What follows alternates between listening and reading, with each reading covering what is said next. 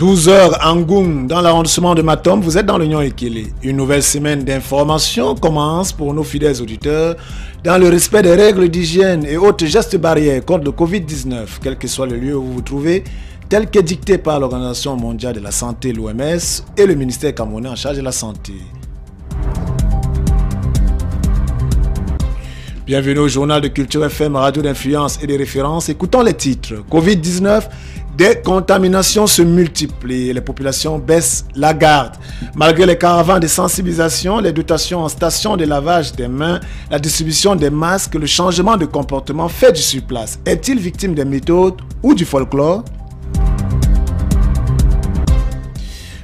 Décentralisation et développement local. Après les services centraux, le niveau local se met en place. Le ministère en charge de la décentralisation et du développement local installe ses délégations départementales. Quelles seront leurs missions dans l'accompagnement des communes afin qu'elles réussissent leur plan de développement? Réponse dans cette édition. L'innovation en quête de protection. La journée mondiale de la propriété intellectuelle célébrée ce dimanche 26 avril remet en surface la notion de créativité dans notre environnement et la maîtrise du processus de protection de nos innovations. Pourquoi une journée dédiée à la protection intellectuelle? Vous allez suivre la réponse dans Culture FM Info Midi de ce lundi. Nous sommes le 27 avril 2020. Nous sommes privilégiés, vous sachant à l'écoute de Culture FM Info Midi, bien confinés chez vous. Le développement, c'est dans un court instant.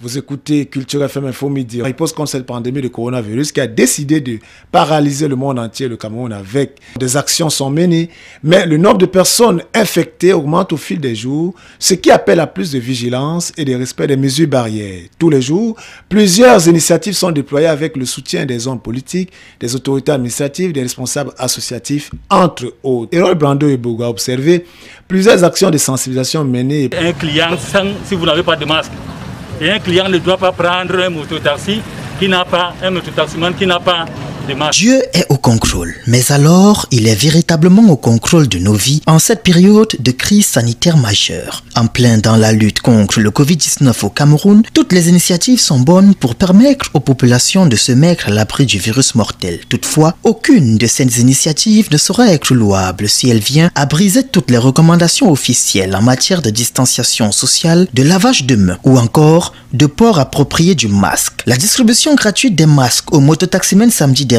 par le préfet du département d'Union Ekele en personne avait tout pour se hisser au rang d'exemple salutaire à suivre si et seulement si elle avait respecté les canons d'hygiène recommandés en cette circonstance. Tenez, le lieu choisi, le petit terrain de l'esplanade de la gare ferroviaire des Eka, ne disposait d'aucune station de lavage de mains, ni même fortuite qui puisse permettre aux bénéficiaires de ce don de laver leurs mains dans les règles de l'art. Et que dire d'un soupçon de gel hydroalcoolique? Rien du tout. Nous pouvons donc dire sans risque de nous tromper que voilà une formidable occasion manquée de montrer aux récipiendaires les différentes étapes du lavage de mains. Autre exemple, face au préfet se tient une foule immense de personnes agglutinées les unes aux autres. À quoi sert donc le tapage informationnel tout autour du respect de la distanciation sociale d'un mètre et demi d'écart? À rien.